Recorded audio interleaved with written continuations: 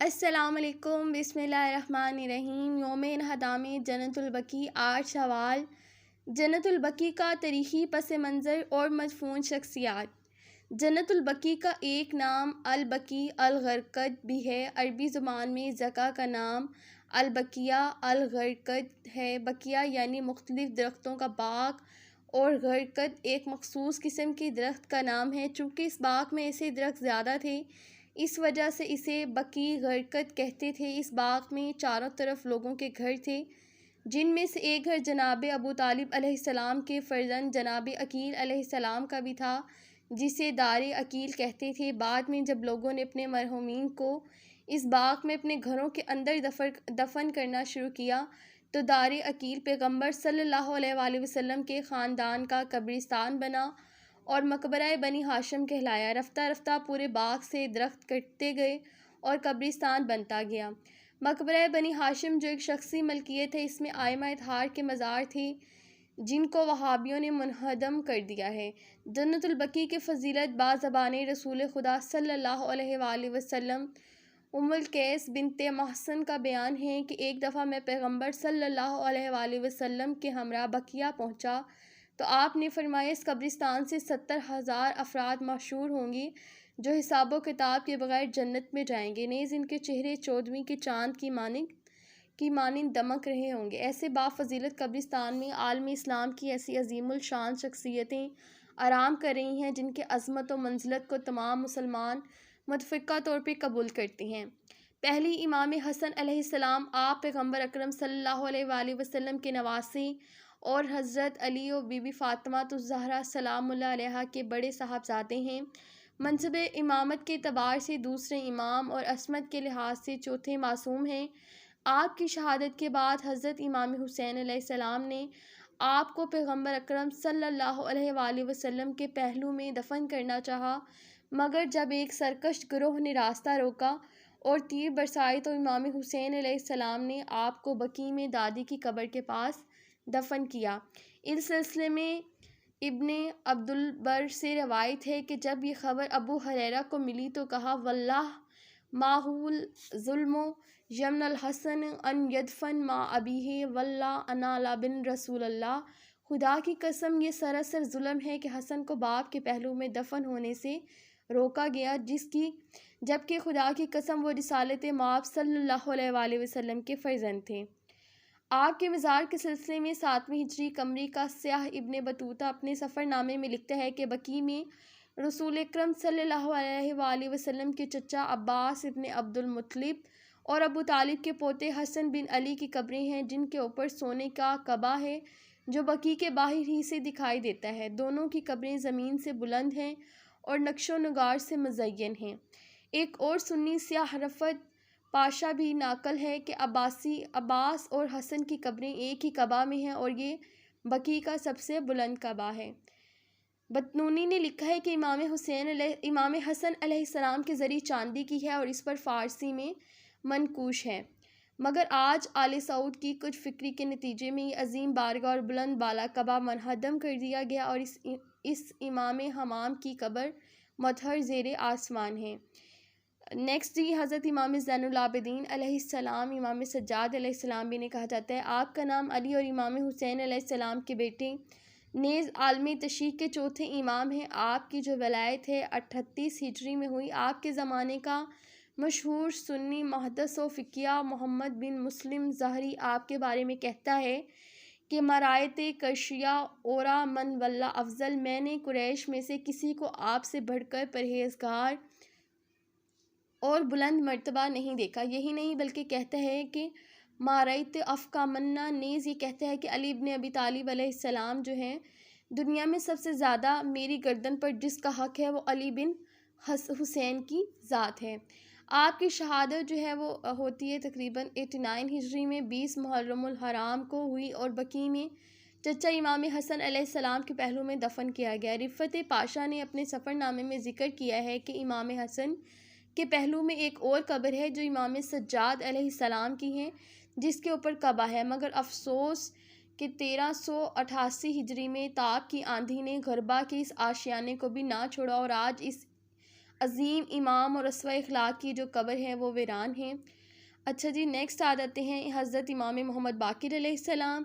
आप रिसालत माब सल्लल्लाहु अलैहि वसल्लम के पाँचवें जानशीन वसी और इमाम सज्जाद अलैहिस्सलाम के बेटे हैं। नेज़ इमाम हसन अलैहिस्सलाम के नवासे और इमाम हुसैन अलैहिस्सलाम के पोते हैं। साथ ही इमाम हुसैन इस्लाम के पोते हैं। 7 हिजरी में विलादत और 118 ईस्वी में जो है वो शहादत हुई। वाक़या करबला में आपका सने मुबारक 4 साल था। इब्ने हजर हेशमी अल सवाक अल महरका के मुसन्नफ़ का बयान है कि इमाम मोहम्मद बाक़िर अलैहिस्सलाम से इल्म मारफ़ हक़ाइक़ एहकाम हिकमत और लताइफ़ के ऐसे चश्मे फूटे जिनका इनकार बसीरत या बसीरत से बहरा इंसान ही कर सकता है। इस वजह से ये कहा गया है कि आप इल्म को शगाफ्ता करके इसे जमा करने वाले हैं। यही नहीं बल्कि आप पर परचम इल्म के आश्कारो बुलंद करने वाले हैं। इसी तरह अब्दुल्ला बिन अता का बयान है कि मैंने इल्म फ़क़ा के मशहूर आलिम हुक्म बिन उतनबा को इमाम मोहम्मद बाक़िर अलैहिस्सलाम के सामने इस तरह ज़ानुए अदब तय करके आपसे इल्मी इस्तिफ़ादा करते हुए देखा जैसे कोई बच्चा किसी बहुत अजीम उस्ताद के सामने बैठा हो।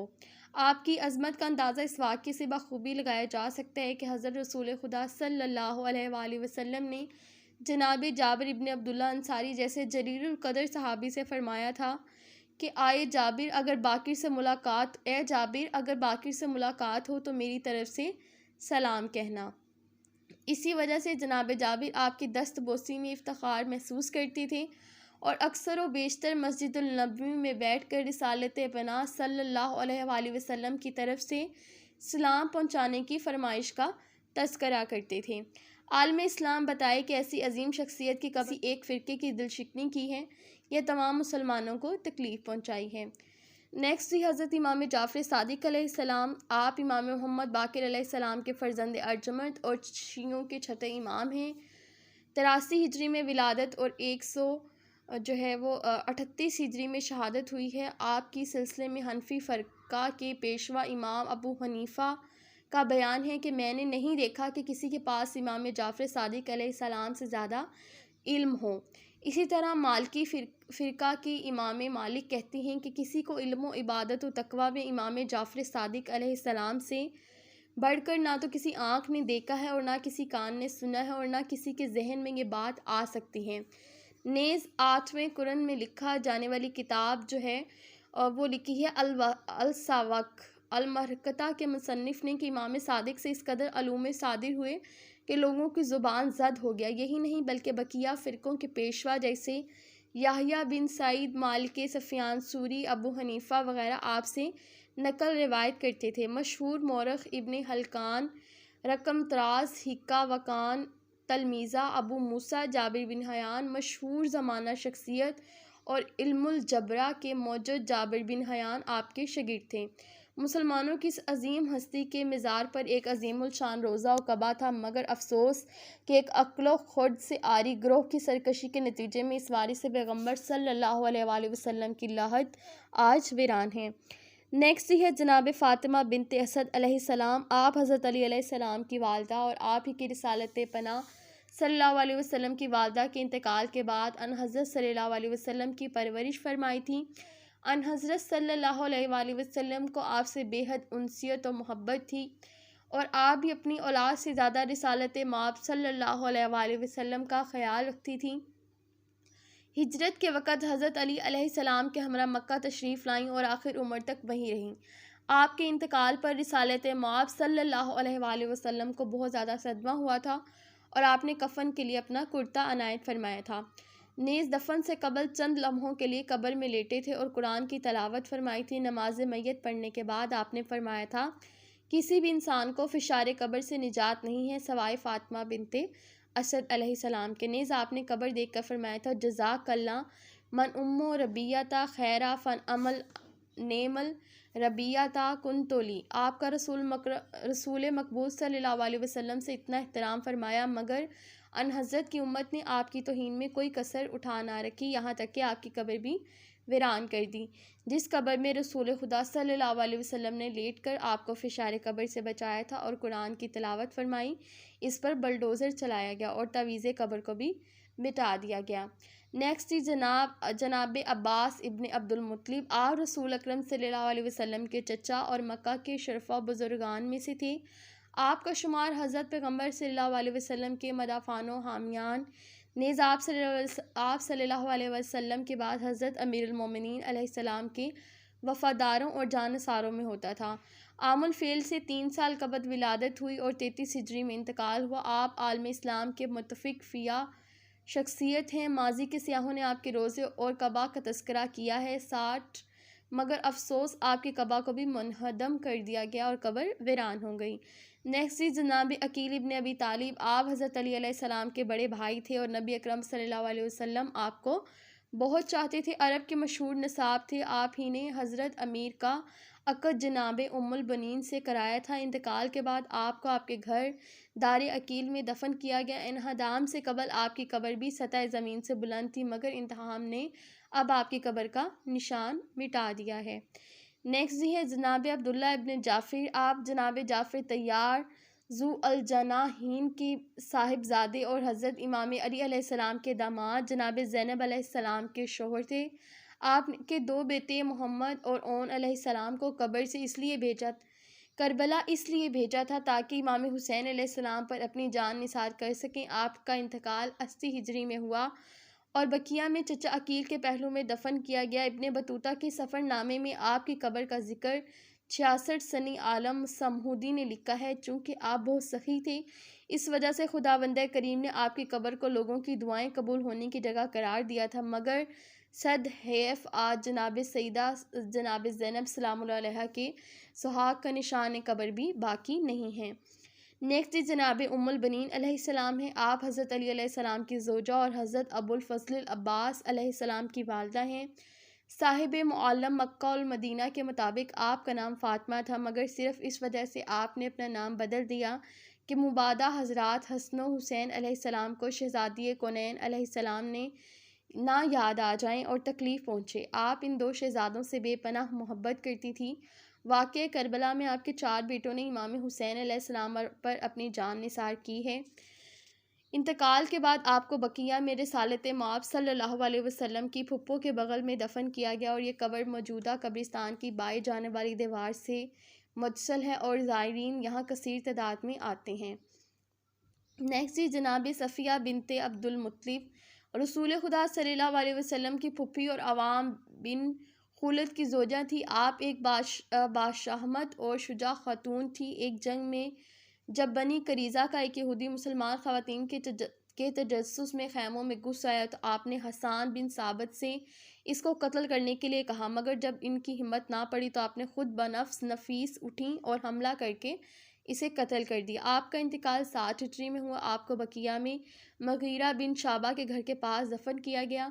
पहले ये जगह बकीउल अमाद के नाम से मशहूर थी। मौरखीन और सियाहों की नकल से मालूम होता है कि पहले तवीज़े कब्र वाज़िया थी, मगर अब फ़कत निशान कब्र बाकी बचा है।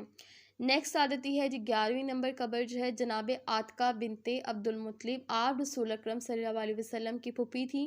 आपका इंतकाल मदीना मुनव्वरा में हुआ और बहन सफ़िया के पहलू में दफन किया गया। रिफ़त पातशाह ने अपने सफ़रनामे में आपकी कब्र का तस्करा किया, मगर अब सिर्फ निशान ही बाकी रह गया है। नेक्स्ट सी आ जाती है 12वीं नंबर कब्र जनाब हलीमा सादिया की। आप रसूल खुदा सल्लल्लाहु अलैहि वसल्लम की रज़ाई माँ थी। आपका तल्लुक़ कबीला साद बिन बकर से था। इंतकाल मदीने में हुआ और बकी के शुमाल मशरक़ी सिरे पर दफन हुई। आपकी कब्र पर एक आलीशान कबा था।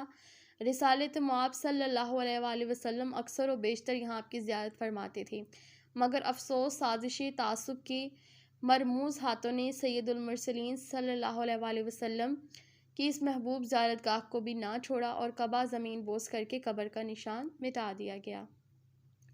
नेक्स्ट याद आती है 13वीं नंबर कब्र जनाब इब्राहीम बिन रसूल सल्लल्लाहु अलैहि वसल्लम। आपकी विलादत 7वीं हिजरी कमरी में मदीना मुनव्वरा में हुई, मगर 16-17 माह के बाद आपका इंतकाल हो गया। इस मौके पर रसूल मकबूल सल्लल्लाहु अलैहि वसल्लम ने फरमाया था कि इसको बकी में दफन करो, बेशक इसके दूध पिलाने वाली माँ जन्नत में मौजूद है जो इसकी रज़ात को मुकम्मल करेगी। आपके दफन होने के बाद बकी के तमाम दरख्तों को काट दिया गया और इसके बाद हर कबीले ने अपनी जगह मखसूस कर दी, जिससे यह बाग कब्रिस्तान बन गया। इब्ने बतूता के मुताबिक जनाब इब्राहीम की कब्र पर सफ़ेद गुंबद था। इस तरह रिफ़त पाशा ने भी कब्र पर कबा का तज़किरा किया है, मगर अफसोस नतीजा ये है कि आज फ़कत कब्र का निशान बाकी रह गया है। जी नेक्स्ट जो है वो 14वीं जनाब उस्मान बिन मख्तूम।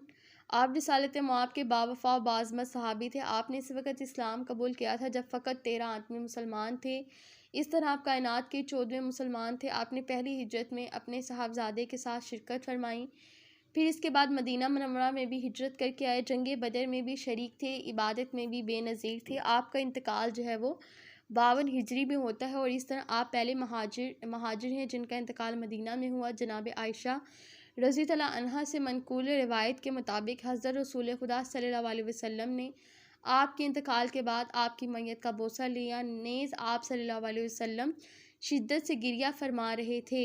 अन हज़रत ने जनाब उस्मान की कब्र पर एक पत्थर नस्ब किया था ताकि अलामत रहे, मगर अपनी मदीने की हुकूमत के ज़माने में इसको उखाड़ कर फेंक दिया था, जिस पर बनी उमैया ने इसकी बड़ी मज़म्मत की थी। जनाब इस्माइल बिन इमाम सादिक, आप इमाम सादिक अलैहिस्सलाम के बड़े साहबजादे थे और इमाम जाफ़र सादिक अलैहिस्सलाम की ज़िंदगी में ही आपका इंतकाल हो गया था। समहूदी ने लिखा है कि आपकी कब्र ज़मीन से काफ़ी बुलंद थी। इसी तरह मत्थरी से ज़िक्र किया गया है कि जनाब इस्माइल की कब्र इसके शमाल का हिस्सा इमाम सज्जाद अलैहिस्सलाम का घर था, जिसके बाज़ हिस्से में मस्जिद बनाई गई थी जिसका नाम मस्जिद ज़ैनुल आबिदीन था। मरातुल हरमैन के मौलफ़ ने भी जनाब इस्माइल की कब्र पर कबा का तज़किरा किया है।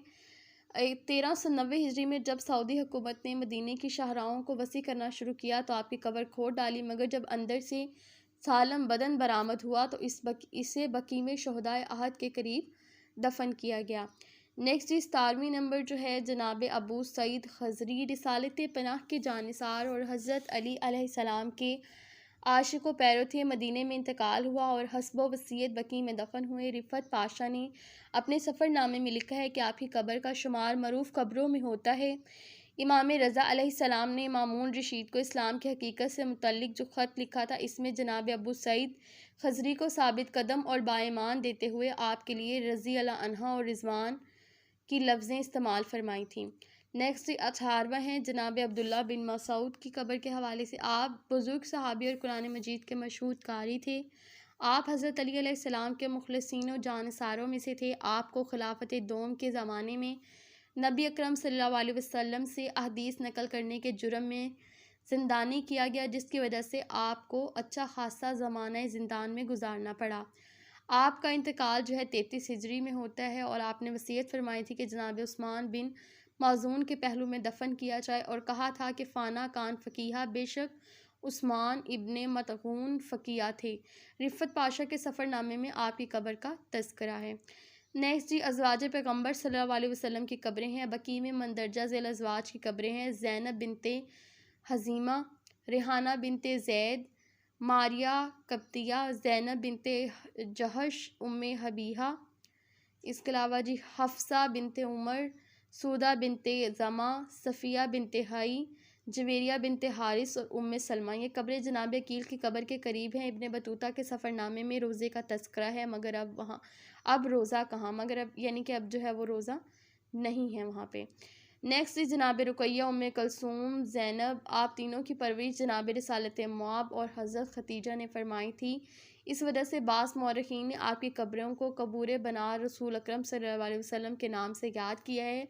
रिफ़त पाशा ने भी इसी इश्ताबा की वजह से इन सब को औलाद पैगम्बर करार दिया है। वो लिखता है कि अक्सर लोगों की कब्रों को पहचानना मुश्किल है, अलबत्ता बाज़ बुजुर्गान की कब्रों पर कबा बना हुआ है। इन कबादार कब्रों में जनाब इब्राहीम, उम्मे कलसूम, रुकैया, ज़ैनब वग़ैरह औलाद पैगम्बर की कब्रें हैं। नेक्स्ट ही है 31 शोहदाए अहद। यूँ तो मैदान अहद में शहीद होने वाले फ़कत 70 अफराद थे, मगर बाज़ शदीद ज़ख्मों की वजह से मदीने में आकर शहीद हुए। इन शोहदा को बकी में एक ही जगह दफन किया गया, जो जनाब इब्राहीम की कब्र से तकरीबन जो है वो 20 मीटर के फासले पर। आप फ़कत इन शोहदा की कब्रों का जो है वो निशान ही बाकी है। नेक्स्ट 32 है वाक़या हुरा के शोहदा। करबला में इमाम हुसैन अलैहिस्सलाम की शहादत के बाद मदीने में एक ऐसी बगावत आंधी उठी जिससे ये महसूस हो रहा था कि बनी उमैया के ख़िलाफ़ पूरा आलम इस्लाम उठ खड़ा हुआ है और खिलाफत तब्दील हो जाएगी। मगर अहले मदीना को खामोश करने के लिए यजीद ने मुस्लिम बिन उकबा की सिपा सलारी में एक ऐसा लश्कर भेजा जिसने मदीने में घुसकर वो जुल्म ढाई जिनके बयान से ज़बान व कलम कासिर है। इस वाक़े में शहीद होने वालों को बकी में एक साथ ही दफन कर दिया गया। इस जगह पहले एक चहार दीवारी और छत थी, मगर अब छत ख़त्म करके फ़कत छोटी छोटी दीवारें छोड़ दी गई हैं। नेक्स्ट ये आ जाती है 33 जनाब मोहम्मद बिन हनफिया। आप अमीरुल मोमिनीन अलैहिस्सलाम के बहादुर साहबजादे थे। आपको आपकी माँ के नाम से याद किया जाता है। इमाम हुसैन अलैहिस्सलाम का वह मशहूर ख़त जिसमें आपने करबला की तरफ सफ़र का सबब बयान फरमाया, आप ही के नाम लिखा गया। 61 हिजरी में आपका इंतकाल होता है और 61 हिजरी में ये वाक़या पेश आता है। आपका इंतकाल जो है वो 83 हिजरी में होता है और बकी में आपको जो है वो दफन कर दिया जाता है। नेक्स्ट इज जनाब जाबिर बिन अब्दुल्ला अंसारी। आप रिसालत पना सल्लल्लाहु अलैहि वसल्लम और हज़रत अमीरुल मोमिनीन अलैहिस्सलाम के जलीलुल क़दर सहाबी थे। अन हज़रत सल्लल्लाहु अलैहि वसल्लम की हिजरत से 15 साल कबल मदीना में पैदा हुए और आपकी मदीना तशरीफ़ लाने से पहले इस्लाम ला चुके थे। अन हज़रत सल्लल्लाहु अलैहि वसल्लम ने इमाम मोहम्मद बाक़िर तक सलाम पहुँचाने का ज़िम्मा आप ही को दिया था और आपने हमेशा अहले बैत की मोहब्बत का दम भरा। इमाम हुसैन अलैहिस्सलाम की शहादत के बाद करबला का पहला ज़ायर बनने का शरफ़ आप ही को मिला है, मगर हजाज बिन यूसुफ सकफ़ी ने मोहम्मद वाले मोहम्मद की मोहब्बत के जुर्म में बदन को जलवा डाला था। आपका इंतकाल जो है वो 88 हिजरी में होता है और बकी में जो है वो आपको दफन किया जाता है। नेक्स्ट इज जनाब मकदाद बिन असवद। हज़रत रसूल खुदा सल्लल्लाहु अलैहि वसल्लम और हज़रत अली अलैहिस्सलाम के नहायत ही मोतबर सहाबी थे। आखिरी लम्हे तक हज़रत अमीरुल मोमिनीन अलैहिस्सलाम की इमामत पर बाकी रहे। आपकी तरफ से दफ़ा भी करते थे और इमाम मोहम्मद बाक़िर अलैहिस्सलाम की रिवायत के मुताबिक आपका शुमार इन जलीलुल क़दर सहाब में होता है जो पैगम्बर अकरम सल्लल्लाहु अलैहि वसल्लम की रहलत के बाद साबित कदम और बाईमान रहे। ये था बकी में दफन होने वाले बास ऐसे बुजुर्गान का तस्करा जिनके ज़िक्र से सऊदी हुकूमत गरेज़ा है और इनके आसार को मिटाकर इनका नाम भी मिटा देना चाहती है, क्योंकि इनमें से अक्सर अफराद ऐसे हैं जो ज़िंदगी भर मोहम्मद वाले मोहम्मद की मोहब्बत का दम भरते रहे और सादत अखरूबी लेकर इस दुनिया से गए। इन बुजुर्गान और अमायद इस्लाम की तारीख़ और सवान हयात ख़ुद एक मुस्तकिल बहस है जिसकी गुंजाइश यहाँ नहीं है। आखिर में हम रब्बे करीम से दुआ करते हैं, ए करीम अल्लाह, मोहम्मद वाले मोहम्मद का वास्ता हमें इन अफराद के नक्शे कदम पर चलने की तौफ़ीक अता फ़रमा जो तेरे नुमाइंदों के बावफ़ा रहे। नेज़ हमें इन लोगों में करार दे जो कि हक़ के ज़ाहिर करने में साबित कदम रहे और जिनके अज़म को सलातैन जोड़ भी मुतनज़्ज़ल ना कर सकें। अच्छा, इन किताब के हवाले हैं ये सारे, मतलब जिससे ये ली गई है, यानी कि मुख्तलिफ़ किताब हैं जिनसे ये जो बातें बयान की गई हैं। रहनुमाई हज उम्रा और ज़ियारत मस्जिद नबी, मालूम मक्का व मदीना, सहीहुल बुखारी। इसके अलावा ये मुख्तलिफ़ किस्म की जो किताबें हैं, तकरीबन जो ये है इन्होंने तकरीबन जो 43 इन्होंने बुक्स बताई हैं जिससे ये लिया गया। अगर आप लोगों को वीडियो अच्छी लगी हो, इन्फॉर्मेटिव लगी हो, लाइक सब्सक्राइब शेयर लाजमी कीजिएगा और दुआओं में याद रखिएगा। अल्लाह हाफ़िज़।